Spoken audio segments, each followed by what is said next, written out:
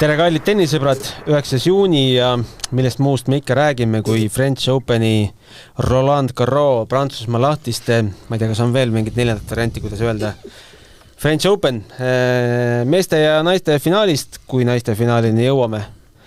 Aga tutvustame kõigepealt saatekülalisi, mina ikka Gunnar Leheste, minu paremal käel Riho Kallus. Tere. Toomas Kuum. Tere.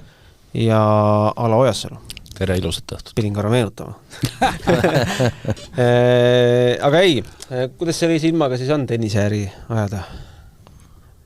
Kas sa tahad täpseid protsente teada? Jah, kuidas täna? Ei, mitte täna, võtame kogu kevade. 50% võrreldes eelmise aastaga. Protsenti siis millest? No millest? Käive? Jah. Vaatamata kergele hinnatõusule. Ja kuna Kalevis on käive ja kasum sama mõiste, siis... Ära jää jama see. Aga ma tahtsin nüüd, vaat sa ütlesid French Open Roland Garros, Prantsusmaa lahtised meistrivõistlus. Ma ütlesin selle ka. Aga Roland Garros öeldakse vist. No, okay. On, kuidas on. Igatahes, no lepime selle asja kokku, kas oli siis 100. finaal Alcaraz Sinner või nii uhkeid tiitleid ei annaks? No ma alustan. Loomulikult neid mänge ma arvan niimoodi meenutada, ütleme siis, sa mõtled 21. sajandi või? Jah. No siis kõrvale, ma isegi ei paneks sinna kõrvale Federer Djokovic'i 2019 Wimbledoni. Ka 2 matšpalli pealt ja asjad, aga see mängu dünaamika, põnevustase ei olnud see, mis oli nüüd Alcaraz Sinner, see oli kuskilt teised planeedid, ma ei tea sealt kuskilt Marsi kandis see tennis. Aga natukene võib-olla sinna 2008-2009 need Federer Nadalid paar mängu seal Austraalia ja tegelikult vaata seal vist kas 2018 või kuskil 2017 mõlema mehe comeback, võib-olla see ka kuskil sinna käit. Aga neid mänge kindlasti 2-3 tükki, mitte rohkem. Rodik Federer ka mingi... Jälle ei olnud sellist, ma ütlen sellist, ma isegi ei oska intriigi seda, üks asi intriig, loomulikult mõlemad vennad polnud kordagi finaali kaotanud, aga ikkagi nende kiiruste tase. See kiirus, kui vaadata pallilennu keskmise kiirusi eeskäega ja tagakäega, no see on teisest dimensioonist praegust, ütleme, et jah, teisest dimensioonist. Nii, Alo hääl läks Jahile. Et oli ma olen sellega nõus, ütleme, lihtsalt draama mõttes oli üks selline mäng oli, seda võis siis vaadata, kui matšpallidelt võideti viimati, kas oli 2004, kui mängisid Korea ja siis Kastan Kaudio finaali, seal oli krampidega, seal oli see 5. sett oli nagu, ma mõtlen selles mõttes, et nagu, mis nagu mulle meelde jäänud, aga ma ei räägi nagu mängu kvaliteedi poole pealt. Sa räägid Roland Garros matšpalli? Ja, et seal oli lihtsalt see, et üks mees ei saanud enam õieti liikuda lõpus ja tegelikult, ja peale seda kaotust mängija praktiliselt kadus areenilt ja seal oli veel muid põhjuseid ka tõenäoliselt, aga vaieldamatu. Ega selliseid finaale tahakski näha. No selgelt iga aasta need ei saa olla. Nüüd võib-olla kui need 2 meest tõesti, me kogu aeg loodame, nagu Ala on rääkinud, et keegi 3. vähemalt võiks sinna lisanduda. Aasta jooksul mitte. Ja aasta jooksul mitte tõenäoliselt. Et kindlasti need samad 2 mängijad pakuvad meile veel omavahelisi finaale või mida iganes. No tõenäoliselt finaale eelkõige veel. Aga ma ei oska öelda, see oli nii põnev, et mulle tulid ka mõned sõnumid, et see vaheldus mängu jooksul. Ja siis kõige parem sõnum oli see, et kui 4. seti lõpp sai läbi, 5. algus oli vist 2-0, kui oli Alcaraz on lihtsalt metsik. Aga pärast natuke olukorrad jälle muutusid. Kelle käes need tennisneti Facebooki paroolid olid? Sa mõtled see, mis seal oli, see kuulutu või see eile, mis oli? No igased säutse oli. Oli jah säutse, kusjuures ma võin sulle öelda, et seal oli selline küsimus, mina algul mõtlesin, et keegi on sisse häkkinud, ma pole harjunud, aga pärast tuli välja, et see ongi kaasaja sotsiaalmeedia täiesti tavaline käik, ma rääkisin selle inimesega, kes siis nagu neid postitusi teevad, aga ma ei saanud aru, mulle juhiti tähelepanu sellele, ma ei olnud ju aega sellist asja vaadata ja siis ma mõtlesin, et kas tõesti on mingi jama, aga tuli välja, et see pidi täiesti tavaline kaasajal olema, et spordis selliseid kilde pannakse. Ei, lahe oli vaadata. Aga Riho, sinu hääl läheb siis Jahile või eile? Ma hakkasin eile mõtlema peale seda finaali lõppu, et mis aastast alates ma olen vaadanud Grand Slami finaale, ma arvan, üks võib-olla 30 pluss miinus aastat vist ei olegi väga vahele jäänud, võib-olla mõni on vahele jäänud, aga no sellist tennist ma ei ole mitte kunagi näinud. No reaalselt ei ole sellist tennist näinud. Ma ei räägi intriigist, aga ma mõtlen just seda, millise tempo pealt, kuidas kontrollitakse, kui täpselt mängitakse. Ja lõpuni. Ja teine asi, mis veel, need mehed ju ei mängi kaitses, nad mehed ründavad kaitsest. Mõlemad ründavad kaitsest. Vaatad, et ta on kaitsesse surutud ja siis lüüakse sealt vinnereid ja sellist tennist, reaalselt ma ei taha midagi kuidagi vähendada siin suure kolmiku saavutusi, aga sellist tennist ma ei ole näinud enne. Ma toon sulle näite, et näiteks üks punkt, kus oli üks selge punkt, kus oli üks mängija kaitses ja neid punkte ei olnud väga palju, oli kui 6-6 tuli, kus Alcaraz oli surutud nurka ja siis sealt, aga lõpplahendus tuli ikkagi selline passeerlöök, et midagi imelist, nii et ütleme, see oli üks väheseid punkte, kus tõesti reaalselt pidi tagasi lõikama palli või slice'i lööma, et üldse kuidagi nagu veel punkti vahetuses püsida, aga selliseid punkte oli ülivähe. Et sellise, ütleme, pallivahetuse loogika järgi. Et ikkagi kogu aeg tõesti ka raskest positsioonist lüüakse ja siis veel jooned seal välguvad ja seal oli eriti kus kogu 5 seti jooksul oli näha, et kui üks vend natukene hakkas kinda peale mängima, seal oli Sinneril 3. setis mingid asjad ja nii edasi, siis tuli teiselt poolt selline turm tuli ja eksimatu turm tuli. Kohati jättis, muuseas Alcaraz läks Ferrero juurde ja ütles, et mida ma pean tegema, ta taob kõik pallid piiride peale. See on selline asi, mida tavaliselt ütlevad 12-aastased lapsed. Et ennem kui profitennisesse jõutakse, siis kõik õpivad reegli selgeks, et mängida varuga, eks. See noorte mängijate juures on see, et tahaks piiri peale ära lüüa. Aga nüüd mõlemad ütlesid enne mängu juba, et nad peavad kõvasti mängima agressiivsemalt kui tavaliselt, seks et muidu neil ei ole mingit võimalust. Ja mängupilt seda näitas. Nii kui üks läks kuskil ette, seal esimeses 2 setis ka, üks ette võttis natukene, et mängida secure, tuli teiselt poolt selline laamendamine hakkas pihta, et vahepeal tundus see laamendamine. Alcaraz vahepeal tagus igalt poolt, kus tuli ja kõik see muna oli sees. Ma ei tea, isegi ma ei oska sellist mängu kommenteerida. Mulle väga meeldis meie suure lemmiku Roger Federeri postitus, kui te nägite, Roger ütles, et eile oli 3 võitjat, Sinner, Alcaraz ja tennis ja täpselt seda sama asja.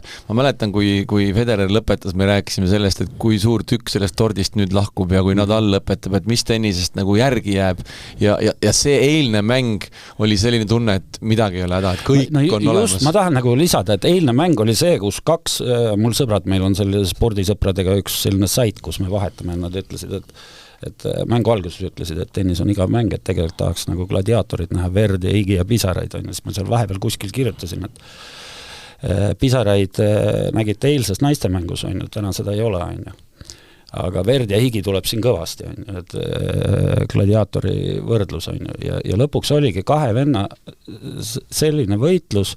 Me oleme näinud ühe mehe showsid, meenutame 2009 Federer Rodik Austraalia lahtistel, kus Federer võitis vist oli 11 geimi järjest, eks.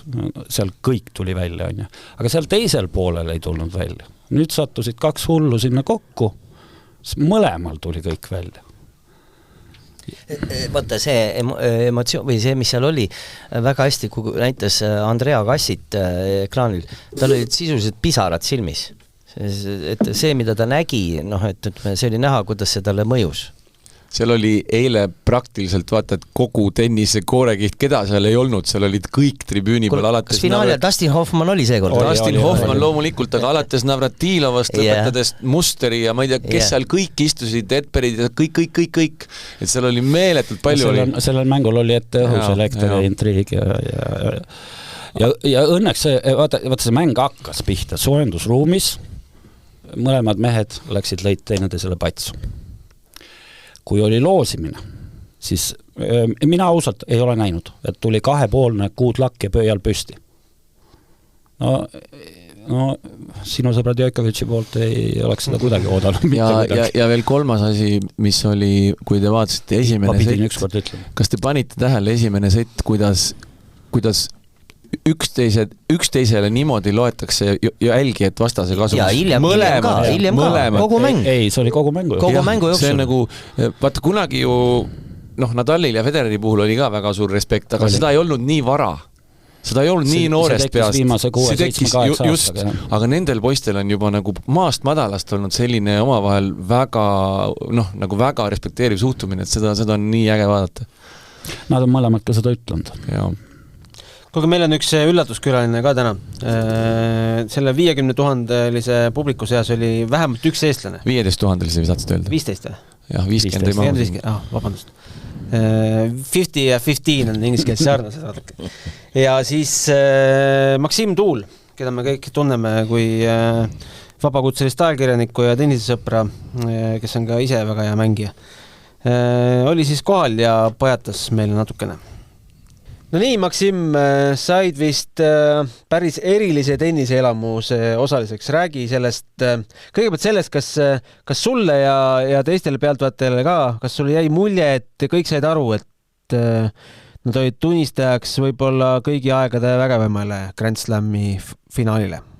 Jah, ma usun küll, et selles mõttes mängu kvaliteet oli ju väga kõrge, et lisaks sellele, et nägime ikka suurepäraseid eralööke, nägime ka pikki pallivahetusi ja eks inimesed olidki kogunenud seda vaatama, et ikkagi maailma top 2 mängijat ja tegelikult ju nende omavaheline alles esimene finaal Grand Slamidel, et eks võib eeldada, et järgmised 10 aastat näeme neid finaale nende vahel veel päris palju ja selles mõttes inimesed olid selle ootuserevalt kogunenud ja kahjuks küll kuskil 3. seti alguses tundus, et see pidu jääb ikkagi üsna lühikeseks, et Sinner võtab ära. Aga sa arvasid, et tuleb juba rongi peale minna? Enam-vähem selline tunne oli tõesti, et seal, kui need 2 seti olid käes ja tegelikult seal 3. ka Sinner alustas hästi, et siis oli selline mulje, et Sinner ikkagi siin turniiril ühtegi seti ei kaota ja võidule liigub, aga siis Alcaraz leidis nagu uue käigu, kui nüüd rääkida sellest 3. setist, et suutis selle ära võtta ja siis hakkas nagu edasi juhtuma. Telepõhjal jäi mulje, et Alcarazi fänne oli staadionil rohkem. Kas koha peal tundus sama? Jah, ma ise nii silma järgi liigitaks fännid 4, et seal olid hispaanlased, kes loomulikult Alcarazile kaasa elasid, lisaks siis kohalikud prantslased, kes ka enamuses tegelikult hispaanlasele kaasa elasid ja ameeriklased, kes arvatavasti olid tulnud Coco finaali vaatama, ehk siis naiste finaali ja jäänud päris suurel hulgal ka meeste finaaliks. Ja nemad olid ka kõik selgelt Alcarazi poolt, nii et Sinnerile siis sisuliselt ainult itaallased ja mõned prantslased kaasa elasid. Aga miks see nii on? Kas see dopinguskandaal ka võis mõju avaldada, mis sa arvad? Ma ise arvan, et seal on võib-olla 2 asja, et ongi, et üks on see dopinguskandaali asi ja teine on muidugi, et Alcaraz oli ju tiitlikaitsja ja ikkagi on fänne kogunud selles mõttes juba eelmisel aastal, et Sinnerile ikkagi Roland Garrosis esimene nii edukas tee, et küll Sinner ka jõuab neid fänne veel koguda.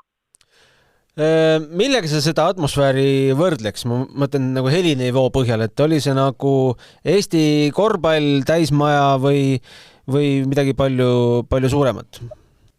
Ütleme nii, et kuna ma olen käinud ka korvpalli EM-il, mäletan võib-olla eretamalt seda 2015 Riias, et käisin küll ka Milanos, et seal Riias oli ka ikkagi selline möll ja Milanos ka, ütleme nii, et EM-finaalturniiril tehakse ka sellist lärmi, aga samas ma pean muidugi ütlema, et prantslased siin turniiril vaadates ka teisi mänge elavad võib-olla kõige valjuhäälsemalt kaasa ja kindlasti ma võrdleks finaali ka Lois Poissoni mängudega naiste turniiril, kus siis prantslannal imeline teekond oli, et tema mängudele elati tegelikult sama valjuhäälselt kaasa kui finaalis. Et see oli tõesti võimas. Kas oli ka mingeid intsidente silmaga näha? Noh, me nägime ainult seda, et kohtunik pidi vaigistama publikut päris tihti, aga sul oli vähe nagu laiem vaade. Ütleme nii, et turniiri jooksul selles mõttes mõnikord jah, Prantsuse publik ikkagi eiras kohtunike märguandeid ja tulebki meelde eelkõige see Poisoni ja Andreeva kohtumine, kus Andreeva läks ikka täiesti endast välja ja hakkas seal õiendama publikuga. Aga kui me räägime finaalist, siis seal oli pigem see roll ikkagi Alcarazi käima tõmbamisel publikule, et seal mingi hetk publik hakkas valjuhäälselt talle kaasa elama, eks Alcaraz ise ka näitas rusikas püsti, et ergutage mind. Ja see tegelikult ajas ikkagi Sinneri natuke endast välja, et ma ei tea, kui hästi telepildis oli näha, aga seal pärast nende matšpallide maha mängimist Sinner oli endast ikkagi täiesti väljas, ma ütleks kuni seisuni 0-2 viiendast setis, et ta seal ikkagi mitu geimi järjest ei suutnud üldse ennast koguda ja Sinner, kes on üldiselt maailma kõige rahulikum mees, ikkagi loopis seal reketit ja tegelikult õiendas ka oma treenerite meeskonnaga, et ei olnud absoluutselt rahul. Aga siis seal viiendas setis ta ikkagi suutis ennast ma ütleks alates 3. geimist taas koguda. Kas fännide pidu läks pärast finaali ka staadionilt väljaspool edasi? Fännide pidu läks edasi ja tundub, et ka Alcarazil läks pidu nii kõvaks, et täna pidi ta tegelikult koos trofeega siin ühele suurele väljakule Pariisi kesklinnast tulema, aga sinna ta ikkagi ei jõudnud. Ma tean, et Wimbledonis on see komme, et võitja tuleb veel rõdule fänne pärast tervitama. Prantsusmaal vist midagi sellist ei ole? Prantsusmaal jah, siin oli nüüd järgmiseks päevaks planeeritud ühele väljakule siin kesklinna läheduses, et kuhu mahub ka, ütleme, 5000 inimest tervitama vaatama, aga see jäeti nüüd viimase hetke teatamisega ära. No nii, on keegi täna näinud üldse Alcarazi?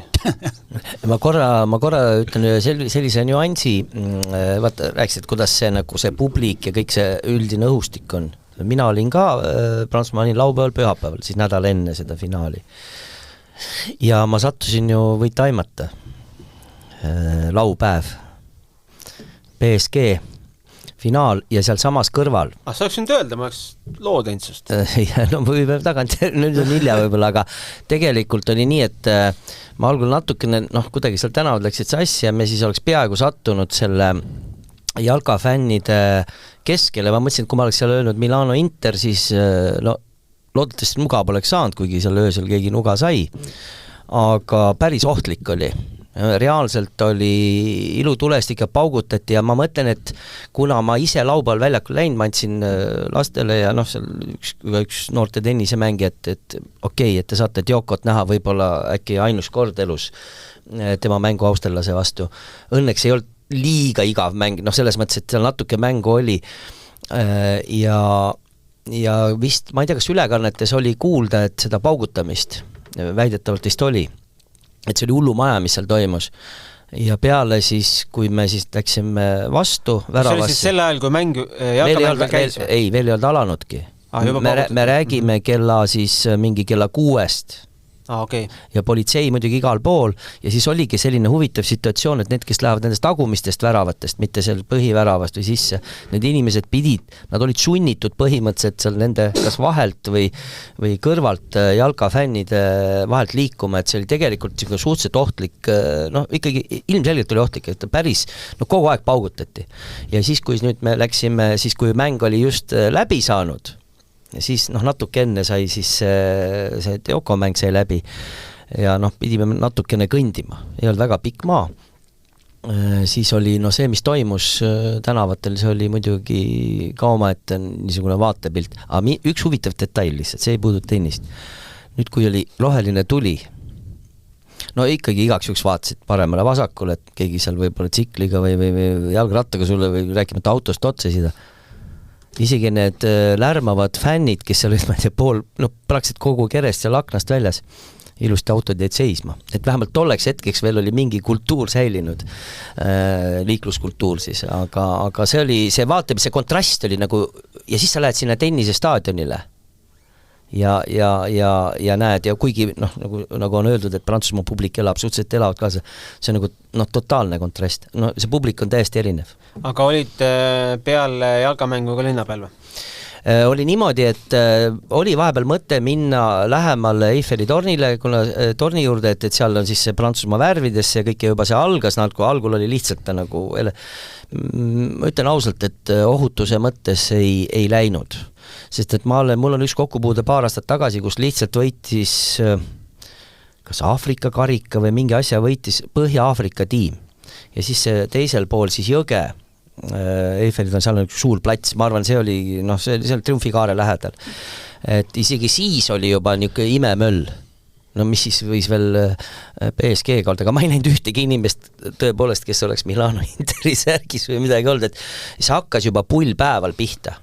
Inimesed jalgratas ja särgid lehvitati ja siis teineteisele tuututati ja ma nägin paar liiklusolukorda ka, kus siis nagu tagasipöördeid või seal tehti seal ikka väga, ma mõtlesin ime, et avariisid ole. Ja veel üks tähelepanek, natukene siis nagu, et pühapäeval siis, kui tuli see vastuvõtt, nii-öelda see tiimi vastuvõtt, siis oli kuskil 20 kilomeetrit Pariisist väljapool, me sõitsime nagu ida suunas siis rohkem või Kirde suunas sealt välja, 20 kilti Pariisist väljapoole, siis autode rivi oli 10 kilomeetrit tunnis sõitis linna. Et seal oli tõenäoliselt täielik kaos. Võt siuke meenutus siia vahele. Kuigi aga meil on saade 20 minutit kestnud, me pole seisu veel nimetanud. Et nagu aru saite, siis 5-setiline mäng, aga läks siis Alcarazzi vaatest niipidi, et 4-6, 6-7, 6-4, 7-6 ja 7-6. Käsi püsti, kellel oli meeles, et otsustavas setis on 10-ni. No nüüd on lihtne, et minul ei olnud meeles. Kui tuletage neid aegu meelde, kui kõik Grand Slamid olid eraldi. Siis ma ajasin sassi. Siis ajas Kaia ka sassi mängides.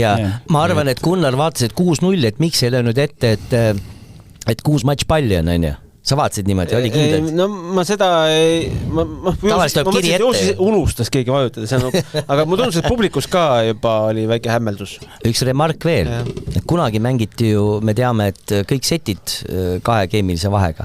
Ja nüüd, kui need 2 meest, ma ei kujuta ette, kui kaua see mäng kestaks, kus ei oleks kiiret lõppmängu, eks on ju. See oleks mitte siis üle 5 tunni, vaid ma arvan, see oleks 7 ja 8 tundi olla. No aga räägime veel, miks siis läks nii, nagu läks? Kas esimesed 2 setti tõesti Alcarazzi see liiv oli silmas, nagu räägitakse, või? No ei, kindlasti mitte, Alcaraz mängis seal geniaalseid punkte ja see liiv, jah, korraks ütleme, ma huvi pärast vaatasin kohe neid 2 punkti, kui ta tuli peale seda pausi, tuli väljakule, ei, kindlasti mitte. Võib-olla see oli väike ebamugavus, aga sellist mängijat see ei segane. Pigem Sinnerit segasid tema villid jalgade all, et see oli nagu päris paha ja oleks võinud ka päris pahasti lõppeda, aga ilmselt arstid said seal korralikult need asjad kinni. Ei, see esimene sett oli ju fantastiline sett ja nad mängisid väga head tennist mõlemad, välja arvatud, et paar õnnetut sundimatut viga, mis tegi Alcaraz viimases oma servi game'is seal. Et ega ülejäänud sett oli, super sett oli seal. Ja nad mängisid eeldada, et 5,5 tunni jooksul ei tule vigu. Ja oligi, see oli ainuke see moment seal natuke võib-olla ja teise seti alguses ka, et kergelt võib-olla see mõjutas teda. Aga ma hakkasin mõtlema praegu seda, mis te rääkisite sellest, võib-olla mida nagu Sinneril natukene ette heita, kui üldse midagi on ju. Kõik ju teavad, et kui räägitakse Sinnerist ja Alcarazist, siis alati võrreldakse ju ikka niimoodi, et üks mees liigub natuke paremini, teisel mehel on tagakäsi parem.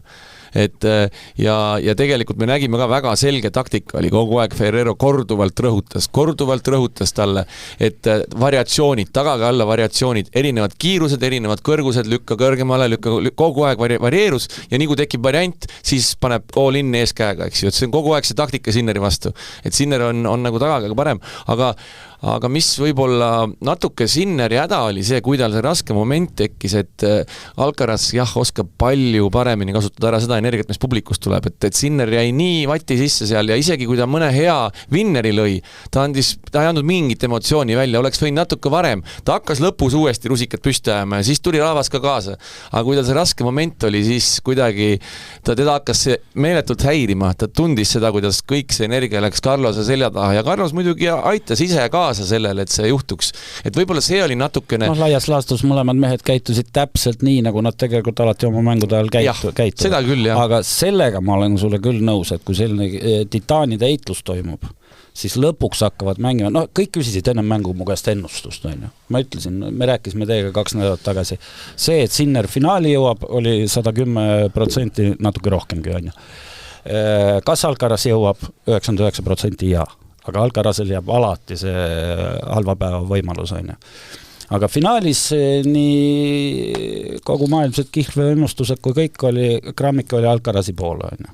Seal on omad põhjused. Üks põhjus on see väike, kuidas Alcaraz kasutab, ütleme, nimetame siis 3. mängijat või ma ei tea, kuidas seda kolmandat jõudu siis. Jah, et ja kui muud asjad on lihvitud sellisele tasemele, et väga raske on sealt kusagil üldse edasi minna, on ju, siis sellistest pisikestest asjadest on kasu, jah, Alcaraz seal, kuidas publik eriti, kui sealt 40-0 pealt Alcaraz võitis. Alcaraz oli tegelikult, ma arvan, oma mõtetes natukene alla andnud. Mulle ka tundus. See Sinner ikka aitas kaasa. See naeratus seal ennem see 40-0 sellises nii edasi, tunnistas pärast, et... Jah, ja mäletate see seis, kui oli 15-40 ja Sinneril oli teise servi tagaga tõrje lühike pall, konkreetne äralöök lõi natuke tagant pikaks. Seda mainiti. Kõik oli läinud tegelikult. Aga seal olukorras, puhtalt publik pumpas ta mängu tagasi. Täpselt 100%. Ja siis isegi seal olukorras tema ei teinud oma sellist tavalist käte viivjutust publiku poole. Ta hakkas tegema peale seda game'i võitu. Või õigemini vist juba game palli peal või kuskil nii. Aga 40-0 pealt mitte. See oli suhteliselt, ma just imestasin, vaatasin, et Alcaraz tõesti annab alla selles seisus. Mul jäi sama mulje, et läks proovima, jah, Sinnerilt üks rumal otsus, ei saa öelda rumal otsus, sellise tennise peale ei olnud ühtegi rumalat otsust terves mängus. Üks oli. Ühe korra ingliskeelne kommentaator ütles ka, et mäletate seda vollet, mis ta läks joont lööma, ma pidi krossi lööma, läks võrku ja siis lõi vollet joont ja lõi natuke külje pealt välja. See oli võib-olla ainukene koht, kus tekkis, et miks ta sellise otsuse mis sa nüüd tahad, et 400-500 punkti mängitakse siis ühtegi ei tule. Praktiliselt ei tulnudki. Praktiliselt ei tulnudki, reaalselt, ma nagu ei tee nalja. Miks ma selle mängu nii kõrgele tõssin kõikidest nendest? Esiteks metsik tempo. Teiseks, mis seal kõik toimus? Terve mängu jooksul toimus nii palju, et see oli kõige paremini kirjutatud Hollywoodi filmi, ma ei tea, mis asi, üles alla, vasakule paremale. Matšpallid. Lisaks matšpallidele võitis Sinner ka 1 punkti rohkem selles mängus. Ja. Esimene set, break Alcarazile. 193-192 siis, jah. Teine set, breigiga Sinner, Alcaraz mängib tagasi, võidab lõpuks ikkagi Sinner. 3. set, seal kogu aeg breigiga Sinner, Alcaraz võidab. 4. set, breigiga Alcaraz, eks Sinner tagasi on ju. Ütleme...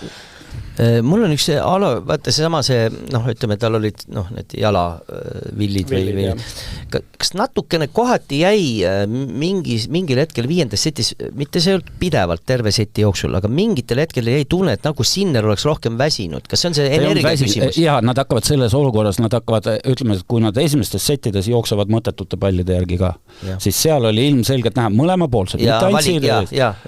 Kui pall oli ikka päris lootusetu, nad ei jookse enam. Ja tegemist oli 6. mängutunniga. Ja millal oli esimene, tuletage meelde, millal oli esimene winner stopp Alcarazilt? Ma arvan, et 3 tundi oli mängitud umbes, about, ja siis hakkas järjest tulema. Ja vahepeal statistika näitas, et ime vähe, seal oli... Ta ei saanud ühtegi stoppi, ühtegi punkti ei saanud.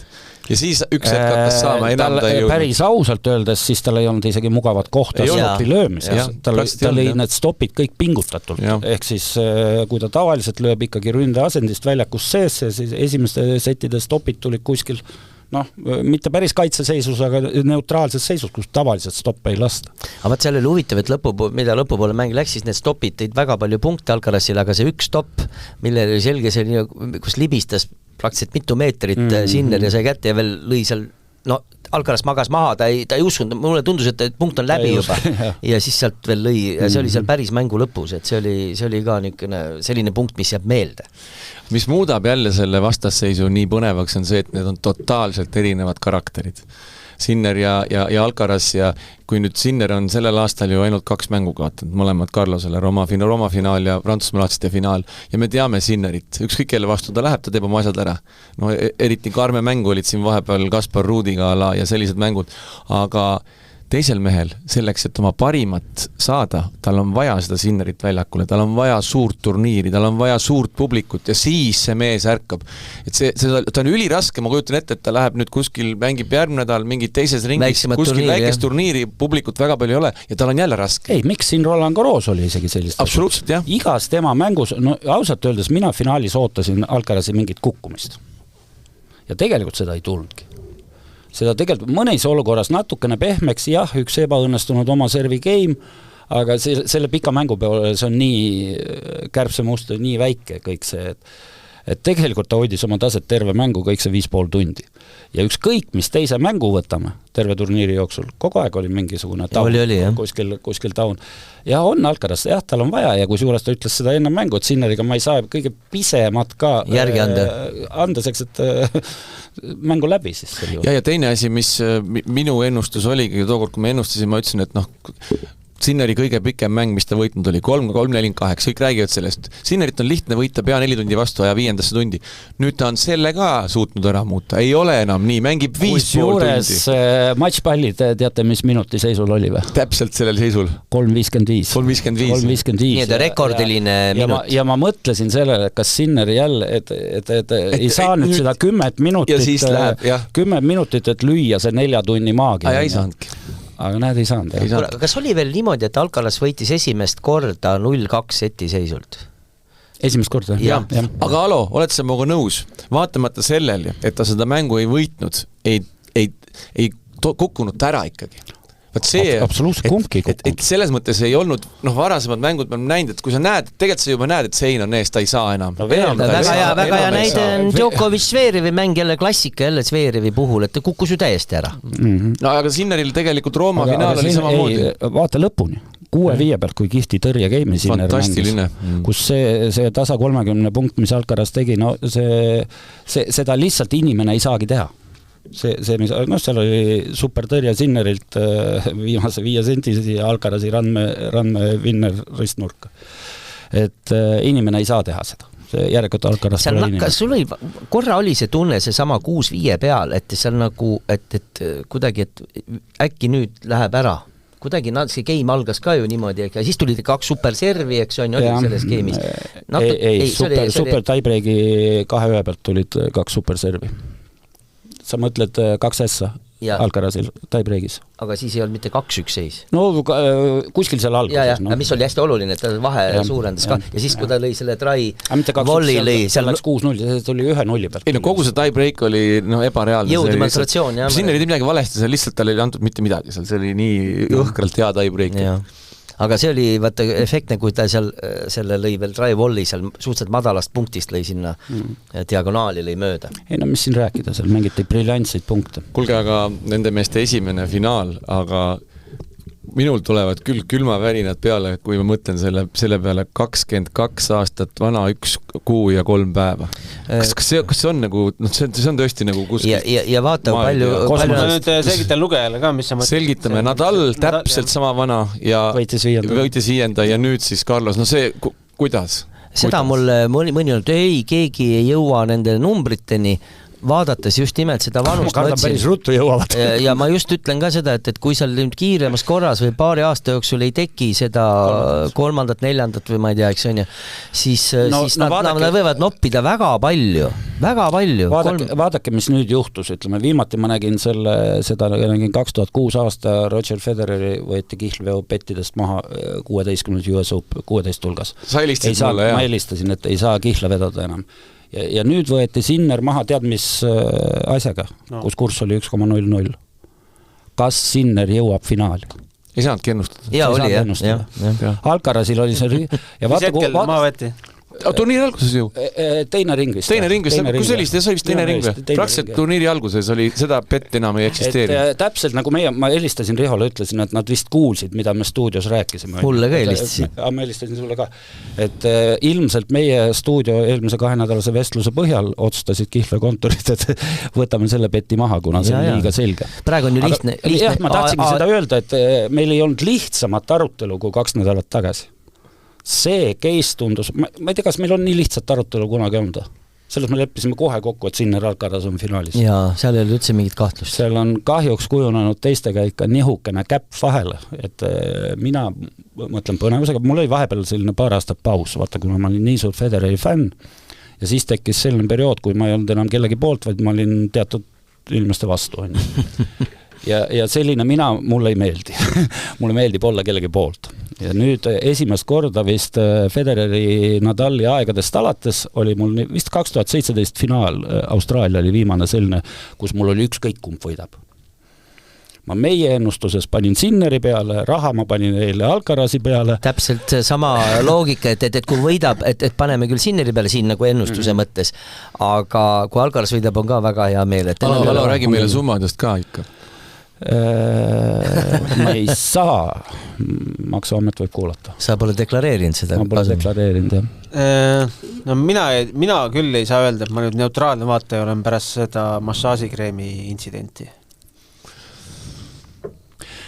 Noh, sa töötad ajakirjanduses. Sinu eesmärk on näha asju seal, kus midagi ei ole. Aga me absoluutselt ei häiri. Absoluutselt ei häiri. Ilmselgelt, see on mitte mida, vaid autoriteedid on ütlenud, et ilmselgelt mitte midagi ei olnud ja vaata Sinnerit, ei saagi midagi olla. Et ei, see on selliseid asju juhtub lihtsalt ja... Et kreem satub peale? Olgu ta huulekreem või igasugused asju on juhtunud siin, ma ei tea, mingi asjadest võib ju igatepidi minna, aga teoreetiliselt võibki, aga ükskõik mis asjad dopingutest on ikka kasu natuke teistes asjadest. Iseenesest tennises on selles, me oleme arutanud seda, me ei pea sellele on ju pikalt peatuma, aga seal on omad nüansid, see tennis on nii spetsiifiline, et kui sa, kuidas öeldakse, kui sa võtad näiteks mingi lihasjõudu, sa kaotad kiiruses. Ja siin ei ole nii ühes seda, ta on selles pärast öeldaksegi, et mida inimene peab tegema, mis alasid soovitatakse, et oleks nagu kogu keha nii-öelda tasakaalus on ujumine kindlasti ja tennis on raudselt see ala, mida ka öeldakse, sest et see on sul kõik ühtlane, sa ei saa, sul millegi arvelt sa kaotad kohe kõvasti. Aga okei. Ärme alustada diskussiooni, saate aeg läheb lõhki. Aga mis ma tahtsin küsida, me natuke juba rääkisime sellest, et kas nüüd nii hakkabki olema? Ja. On minu retooriline küsimus. Jaa, me teame, see hakkab nii olema, jah. Kõik lühike vastus läheb edasi. Ja paraku hakkab. Vähemalt selle aasta järgmised slämmid küll. Kui need mehed püsivad terveid, siis teistel ei ole võimalust. Aga ma mõtlen seda, et ma korra lihtsalt veel viimase sellise ütlen, et meeste turniiril tegelikult oli näiteks hästi kihvt mäng iseenesest, mis muidugi nüüd finaali varju jääb, on Public Draper. On ju, vähemalt üldse, kui mõnda mängu võtta veel, mis jääb nagu kuidagi nagu mällu siia ja Monfilsil on lihtsalt need mängud on lihtsalt atraktiivsed. Mina ütleks ikkagi tegelikult, et minu jaoks ikkagi tegelikult suur üllataja ja endiselt mängib ikka fantastilist tennist Novak Djokovic, kui ta Austraalias võitis Alcarazi, nüüd võitis Zverevit, tegelikult müts maha, selles suhtes nagu müts maha, et ja ta mängis Sinneriga ka väga korraliku matši, et ausalt öeldes see, ta sealt veerandfinaalist läbi tuli ka kõva sõna, aga muidugi Zverevil on kerged muud probleemid, kui ta seal Djokovic'i vastu mängib, et Zverev ei suuda oma paremat seal näidata ka. Sellest me rääkisime ennem turniiri, et ilmselt veerandfinaali Djokovic jõuab, kui ta isegi Zverevist läbi tuleb, on tal järgmisena Sinner ja seal... Aga tubli, 5+. Aga ei, absoluutselt, 38 aastat ime vend. Super. Ja neid teise ešeloni mehi ta hakkab koristama ja jääb koristama ja nüüd tuleb tema lemmik Grand Slam põhimõtteliselt, murukate tema lemmik, et ta on väga heas vormis. Djokovic'i puhul ma viskan natuke õli tulle ala. Djokovic lõpetab ju hooaja esikümnes. Mäletate, mis mina ennustasin? Tal on vaja veel umbes, ma vaatasin, kuidas mina ennustasin, et ta... kuskil 1000 punkti on vaja veel saada. Riho ja minu ennustus oli väga simpel. Djokovic seda aastat ei lõpeta. No okei, jah. Täpselt, mõtlesin ka, et ta ei taha seal olla. olla. Aga vaatasin, mingi circa 1100 punkti on tal vaja ATP punkti saada, siis ta peaks esikümnes olla. Nüüd ta juba näksis natukene liiva, muru näksis ta eelmine aasta. Okei, Wimbledoni ta definitely mängib ja oleneb, kuidas Wimbledonis läheb, ilmselt ka US Openi. Aga ma ei jaksa uskuda järgmist aastat, eriti vaadates tema intervjuud.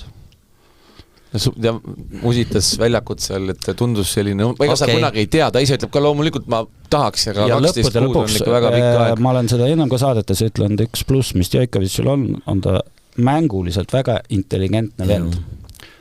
Ja ta ülihästi saab aru, kui tal enam võimalust ei ole.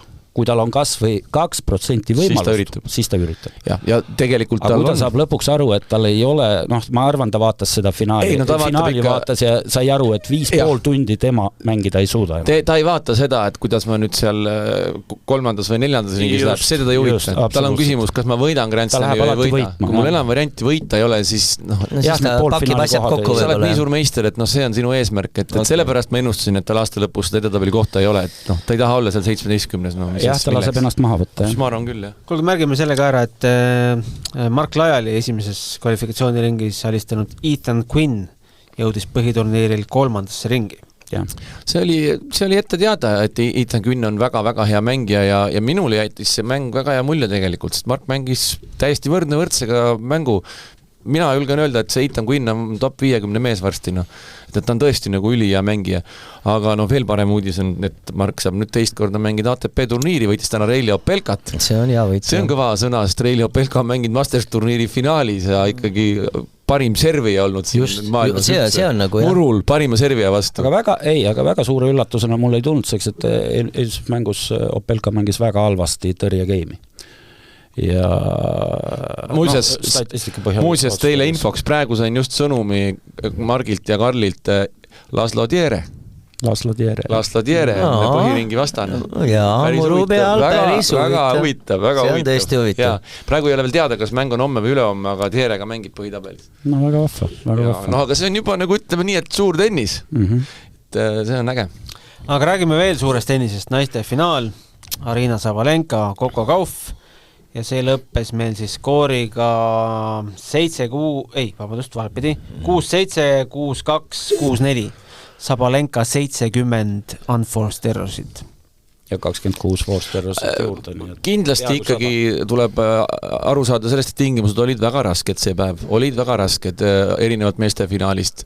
Aga vaatamata sellele kõik see mängu kvaliteet oli ikkagi suhteliselt põdur, võib nii öelda, ja tegelikult ka võitja Coco Gauff kindlasti on arenguruumi kõvasti teise pallingu pealt, millega ta on üsna hädas aeg-ajalt, tõmbab seda tops, aga pall ei lenda, jääb nii lühikseks ja sealt ikka mis tullaks. Jäi mängus, ma ei kujuta ette, kuidas Sabalenka seda ära ei kasutanud.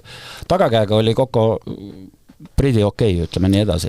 Eeskäed jäid nii lühikeseks. Aga kas te olete nõus, et tegelikult Sabalenka kaotas selle mängu setis, mille ta võitis? Esimene sett. Tegelikult kaotas sellest. Seis oli 4-1, ta oli selles game'is vist oli ka veel gamepallid ja siis ta lasi üldse, et Coco hakkas uskuma, et on võimalik. Ei, 4-0 oli vist. 4-0, 4-1 oli kindlasti 5. Ta oli 4-1, siis oli 5-2, siis oli 6-5 servimas setivõidule ja ta selle setiga tegelikult lasi Coco mängu üldse. Et kuigi ta selle seti võitis. Sealt tuli tegelikult see momentumi muutus. Aga vaata kui huvitav, et sina, Alo, vaatasid enamus vist, ma ei tea, kas kõiki Coco mänge ja üleüldse, kui sa vaatad kogu seda, just Coco käiku, et ega tegelikult ta nagu ei mänginudki, võib-olla mõnes mängus mängis, aga ta nagu ei mänginudki oma seda, justkui nagu seda potentsiaali parimat tennist kokku välja, aga on turniiri võitja. Mul tundus ühte asja, et finaalis võib-olla Coco mäng ei olnud nii hea, sest ta ühel hetkel sai aru, et Sabalenkal siin on täiesti katus sõidab. Jah, raadiokuulaja ei näe, aga ütleme, katus hakkas niimoodi sõitma, et ta oli, vaadake, mis ta tegi viimases game'is, ta hakkas passere lõikama kokku, et seda palli ainult üle saada, kuna Sabalenka eksis sealt igast asendist, ükskõik kui hea see pall oli, vigu tuli, on ju. Ja seal oli üks punkt, kus oli 3 passeri punkt ja üks nendest oli slice. Jalad maas väljaku keskel ja sa lõikad eeskäe passerit, kaugele saab minna. aga noh, see oli täitsa valus vaadata, kuidas Koko väriseva käega seda palli proovis sinna üle kuidagi, no tagakäega õnneks teine käsi aitas, on ju, pall lendas natuke, eeskäega ei lendanud üldse. Aga no mis ongi täpselt see müstika. Koko saigi selle võidu puhtalt ikkagi selle pealt, et ta suutis olla terve mängu pokerface, no. Ta kannatas ja veel üks pall ja see tõi talle võidu. Lõpus värises, aga käega see muna lihtsalt väljakus üle. Aga sa nägid, et vastane oma emotsioonidega hakkama ei saa enam, noh, ei saanudki hakkama lõpuks, läks täiesti... Ja minu kurvastuseks Sabalenka tegi jälle Sabalenkat peale mängu ka. See oli piinlik. See oli, mis kurvastuseks, noh, seda lihtsalt teada. Ma ei tea, kas ta ongi normaalselt ühtegi mängu üldse kuskil kaotanud, on ju, et kindlasti on midagi ja öelda, et ma mängisin oma elu halvema mängu, isegi kui see on või viimaste kuude või mida iganes ta ütles ja siis panna sinna otsa veel pauk, et Sviatek oleks iga kell Koko Kaufi võitnud. No, see oli väga piinlik. No kuhu saab veel langeda, no kuhu? Et selles suhtes... Ta pärast oli küll õhtul, ma arvan, kellegi survel teinud ka Instagrami story, kus ta vabandas. See ei aita. Sa oled juba näinud. See hetk plärtsatada oma emotsiooni välja, kas ma ei hakka tõlkima, mida ta oma tiimile vene keeles ütles. Ma arvan, et iga inimene, kes vene keelt kõnelev inimene seda mängu vaatas... Valju häälega karjud. Piiks vam nuusen tuttain. Ja mul naine küsis, et kas tõesti ta ütles seda, mida ma kuulsin või Valju häälega üle staadioni karjub. Ma naesin, ütlesin, et talt tuleb seda kuldvara pidevalt. Kaks mängijat võiks kokku panna kuldvara, see on Putintseva ja Sabalenka. Mulle juba mängu ajal see Sabalenka kehakeel, kui Koko punkte võitis, siis kehakeel oli alati selline asja mingi koba ja ma ei tea, kuidas see võimalik on. Nagu täis harrastaja, täielik. See juhtub siis, kui sa ei saa endaga hakkama oma asjadega, siis sa hakkad kõike süüdistama, see on ju tüüpiline, nii see käib. Kõik ei hakka seda tegema. Kõik ei hakka seda tegema, ei näita välja seda, aga see oli ikkagi maailma esireketi kohta natukene nagu madal. Ja ma ütlen, minu jaoks on eriti see, et ükskõik, keda me näeme mängu kaotamas. Jah, on juhuseid üksikuid olnud, kes on ütlenud, et vastane mängis nii kehvasti, aga mul oli kehv ja iga teine oleks talle ära teinud. See on kuidagi tipp-profi tasemel on see hale. Lihtsalt hale. Et isegi kui sul on mängu sees, noh, ütleme pallimängudes võib olla, vaata jalgpallis ja korvpallis, et noh, ütleme tõugeldakse ja siis nii kui mäng saab läbi, noh, reeglina, siis ilusti patsutatakse teine teisele, vaata kui huvitav on, ma korraldan jalga kohtunikuga algul, kõik räägivad ja seal mängu ajal võib minna väga kired nagu lõkkele, aga ta veel jätkab veel peale seda mängu, seda jama ajamist. Sest Ala ütles õieti, see ongi nagu tennises, see on nagu kodukord või kodureeglid, et sellised asjad nagu ei käi nii. Ja ma veel oleks aru saanud, kui ta oleks väljaku intervjuus seda ütlenud. Aga ikkagi sinna laua intervjuuni läheb aeg. Et seal sa oled juba maha rahunenud. Nagu, mitte. Sinner ütles ka, et see ööda ei maga. Aga ei, maha rahunenud kindlasti mitte. Aga Sinner ütles ühtegi pahasena Alcarasi kohta. Ma ei kujuta üldse ette. Ei enne mängu, peale mängu. No see on... Eks kui ta vahel Valgevenes käib, sööb kartuleid ainult ja... Muidugi. Aga räägime ühest naisest veel. Tema nimi on Lois Poisson. Ma ei tea, kuidas seda õigesti hääldatakse. 300 pluss ja mängis Koko Kaufiga poolfinaalis. Mis asi see oli? Ei oska öelda. Minu jaoks ma ütlesin juba siis, kui ta seal ringi haaval võitis ja Pegulat ja seda ja nii edasi, ma ütlesin juba siis, et Kaufi ta ei võida. Ma ei saa aru, mis toimub. Mertens, Kalinina, siis keegi Tšakmo, Pegula, Andreeva ja siis Kaufi vastu komistas. Esimene ring oli tal ju ka, 3 setti oli Mertens. Mertens on ka siukene no see selleks, aga ta jällegi, mu hea abikaasa, kes tennisest ei jaga mitte midagi, ütles, vaadates seda mängu, ütles, et kuule, aga see tüdruk ei kuulu ju sinna seltskonda. Ma ütlesin, sul on enam paremini öelda ei saa, et täpselt ta nii on ja mina vaatasin samamoodi, hõõrusin silmi ja vaatasin, mis asi see toimub. Ja siis ma vaatasin ta eelmisi tulemusi ja asja ja karjääri jooksul Pricemanit natukene üle 100 000 on ju, ja nüüd paneb tasku 6,5 korda suurema summa on ju, et mis asi see nüüd toimub. Ja siis, kui sa vaatad seda mängu, mis on julge, agressiivne pool mehe tennis on ju, siis ma lihtsalt ei saa aru, kuidas ta nii enne seda... Ma ei saa aru, kuidas on karjääri jooksul, ei ole nii noor ka, et 100 000 Pricemanni. Aga siin võib olla üks nüanss, et ütleme, nüüd on huvitav tema puhul näha siis nagu lähiajal, et sageli selline, võib-olla selline sähvatus võib olla siis toob ta nii-öelda ka sinna suurde mängu või tabeli mõttes kindlasti tabeli ta pääseb juba turniiri. Tõusis 296 kohta 65-ndaks. Jah, aga ma lihtsalt ütlen, et see murrang võib toimuda väga ootamatult. Tema puhul on vist tõenust ka see just nimelt, et kuidas et see pall oleks seal väljakusse jääks ja nii edasi. Müstiline tennis, kus see ei ole nii, et kuskil vastased teises game'is kõik jala ära murdsid, ei ole. Ta täitsa teenis need asjad, okei, võib-olla kõik need Mirrad ja Pegulad, nad ei olnud valmis. Võib-olla jah, aga samas Mirra ei oleks tohtinud ja Mirra ütles ju, et ta teab seda vastast, et eelmine aastane 60 geidel on ju Šveitsis mängisid koos, on ju. Et ma ei tea. Jah, aga see on jälle see näide sellest, kuidas ikkagi neid mängijaid on, kes mängivad väga hästi, kui sa oled Grand Slami riik, sulle antakse wildcard, sul on võimalus ja sa oled väikesest riigist, sa võid olla väga hea, aga sina lähed mängid 20 futures'ist. Kusjuures Prantsusmaa ei pidanud talle seda wildcardi jääma. Aga ne andis. Nagu Ants ütleb, et seal on palju nooremaidki talente. Jaa, seda küll, aga ma tahangi öelda. Ju siis mingid tegelased olid seda mängu kuskil näinud enne. Aga lihtsalt tahan öelda, et neid punkte niimoodi koguda, sul piisab ühest sellisest variandist, et saada üles, aga väikestel riikide mängijatel, praegu oleks ju et Mark saab Wimblisse põhisse kaardi. Seda enam ma võtan Margi ees mütsi maha. Et sa pead sealt läbi tulema, just täpselt, see on väga raske. Ehitad oma karjääri ilma ühegi abistava wildcardid. No ta ühe selline Antwerpenisse sai tegelikult ja oli kihvt. Aga jah. Eeltöö oli kõik iseenda tehtud. Väga raske, jah. On meil veel midagi French Openist või teeme Eesti nurgakese ka? No kokkuvõtvalt ma ütleksin, et meeste turniir oli täpselt nii, nagu me ennustasime. On nagu üks tennis ja siis kaks venda mängivad teist tennist. Naiste tennisega läks täpselt ka samamoodi, nagu me ennustasime. Mitte muffigi ei tea, mis toimub. Oleks võinud Sviatek võita, see imeline ärakukkumine kolmandas setis.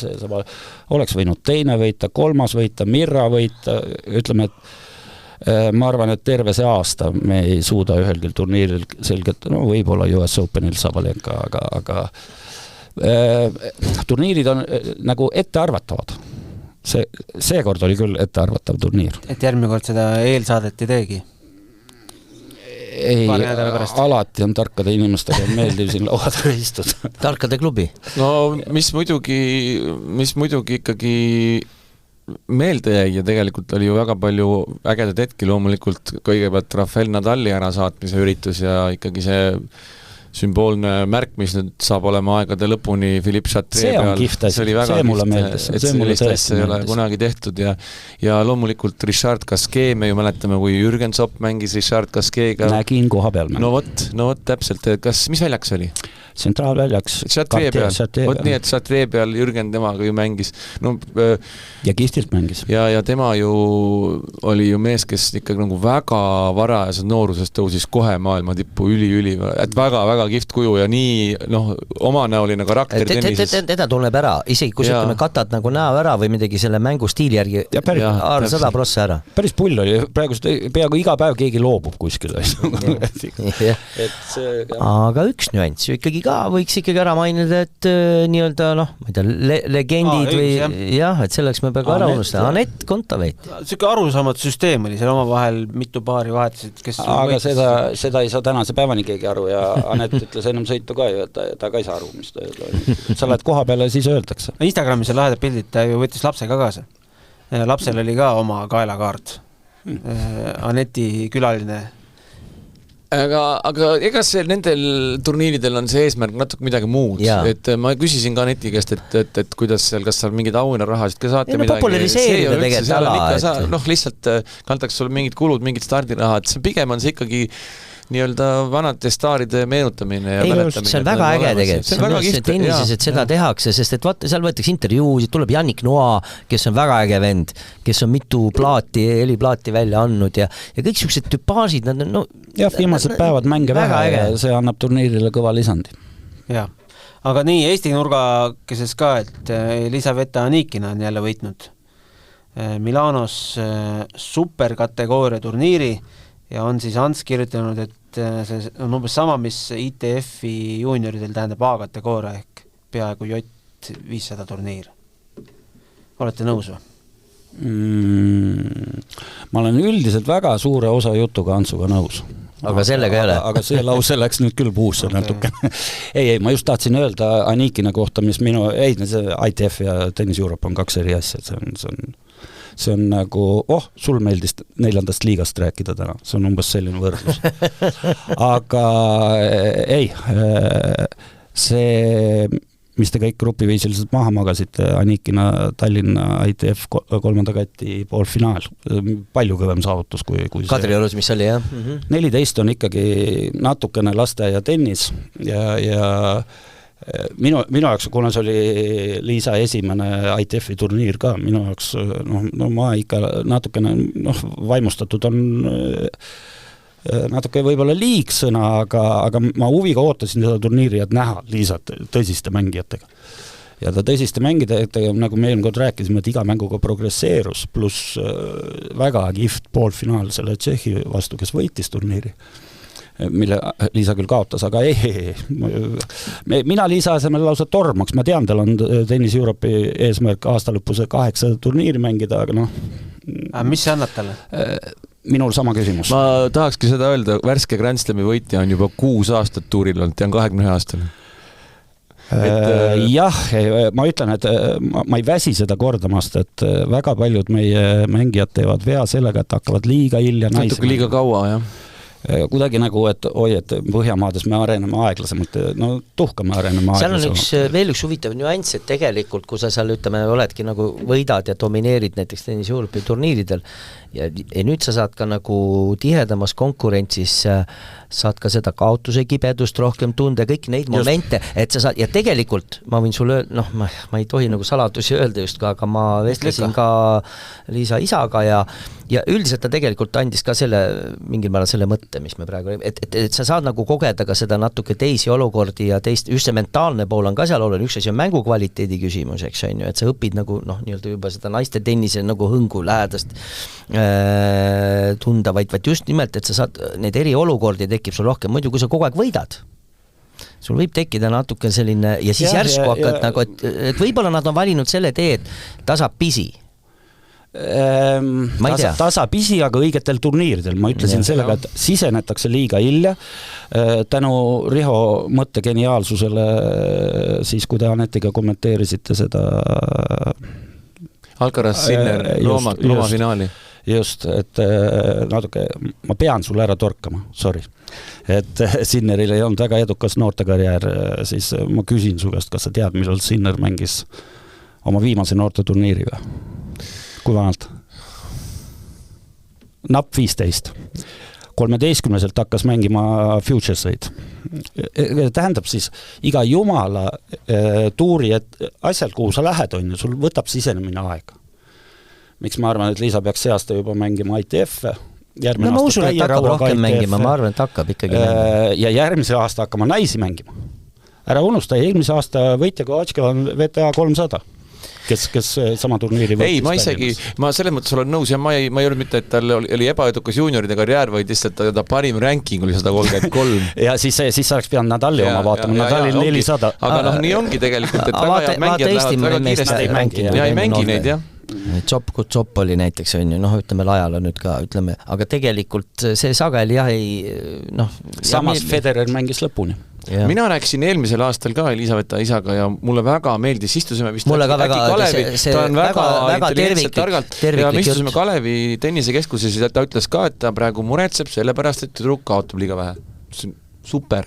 Et ta sai sellest, ütleski niimoodi, et ta tahaks, et oleks rohkem, et neid 6-0, 6-1 mänge ei oleks. Seal võib natuke, tead, mis üks nüanss olla, et võib-olla, ma ei räägi konkreetselt temast, vaata üleüldse, et võib-olla, et ongi see, et natukene peljatakse seda, et just see keha, valmisolek, et ei tekiks neid nagu võib-olla traumasid, aga selles mõttes sa peadki juba vaikselt sinna liikuma, sest kui sa järsku teed selle, et mängid kogu aeg seal ühel tasemel, siis lähed hopsti ühel päeval, siis pigem siis ongi ohtlikum. Nendes arenguetappides ei tohi aega kaotada ja tihti, kui sa jääd nii sama, siin meie 2002 tüdrukutega oli see teema, et mängiti kuni 17 noorte turniire ja noh, siis on hilja alustada. Lootused neli tüdrukut olid tennis Euroopa 50 hulgas. 20 hulgas. 4 tüdrukut olid 20 hulgas. Ja kus nad on? Jah, ma tahtsingi öelda, et see tennis Euroopa sari, ma korraldan 26. aastat, ma tean, ma näen neid mängijaid, ma tean, kui erinevad mentaliteedid on ITF-il, mul nüüd ülejärgmine nädal hakkab ITF ja peale seda Tennis Europe teen reklaami, tulge vaatama head tennist.